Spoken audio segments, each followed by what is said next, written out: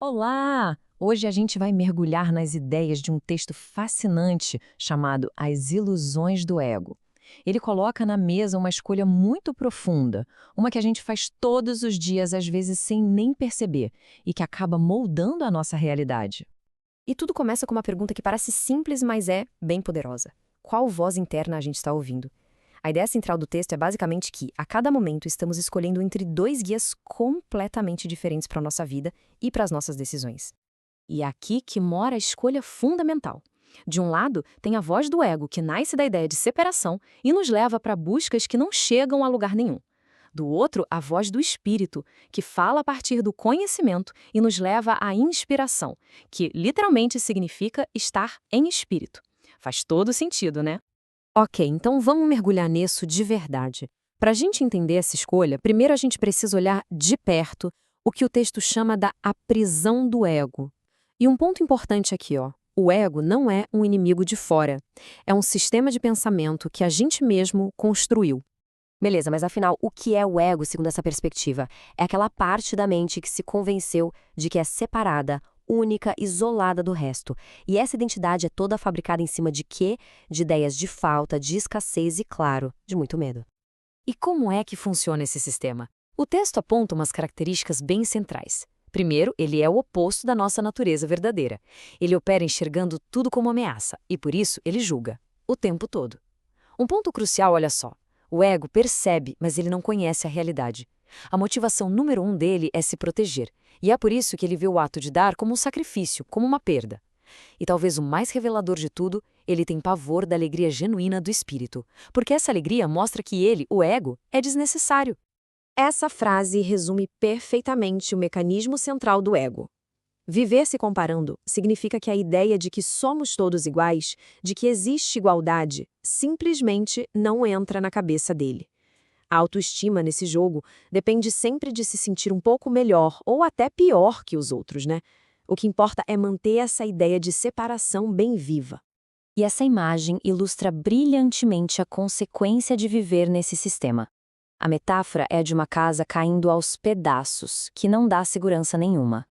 Mas a parte mais poderosa é a segunda frase. A fraqueza dessa casa do ego é, na verdade, a nossa força.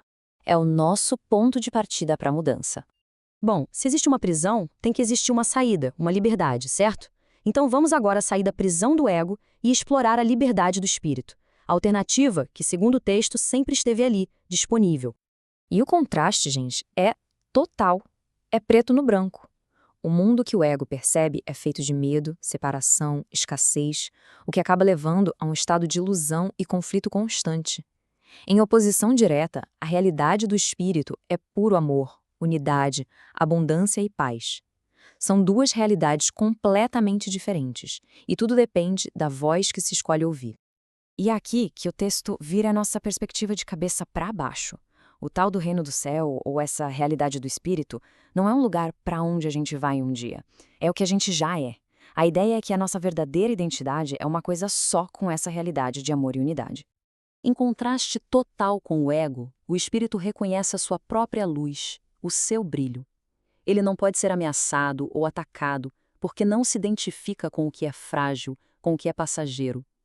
Ele está em comunicação direta e constante com a sua fonte. Seus valores não mudam com as circunstâncias. E o mais fundamental de tudo, ele opera a partir da consciência de que já se tem e já se é tudo. A ideia de falta simplesmente não existe. Certo, então temos esses dois sistemas de pensamento bem claros. Mas e aí, como se faz a transição de um para o outro? Pois é, o texto não fica só na teoria, não. Ele aponta um caminho bem prático. A chave para tudo isso, segundo o material, é a nossa capacidade de aprender e de ensinar. Que no fundo, é a capacidade de mudar de ideia. Não é sobre mudar o comportamento por fora, sabe? É sobre mudar a mente que origina tudo. É uma decisão consciente de aprender uma nova maneira de ver o mundo. E o texto oferece um passo a passo. O primeiro passo é usar os próprios sentimentos como um alarme. Bateu tristeza, ansiedade ou culpa? Opa, isso é um sinal de que a escolha foi ouvir o ego. O segundo passo é afirmar o poder de escolha com a frase "isso não precisa ser assim". O terceiro é olhar com honestidade para os pensamentos que estavam por trás daquele sentimento. E o quarto, mais importante, é a decisão ativa de mudar a mente e se alinhar com outro sistema de pensamento. E qual é o resultado? Qual o destino dessa jornada de escolhas conscientes?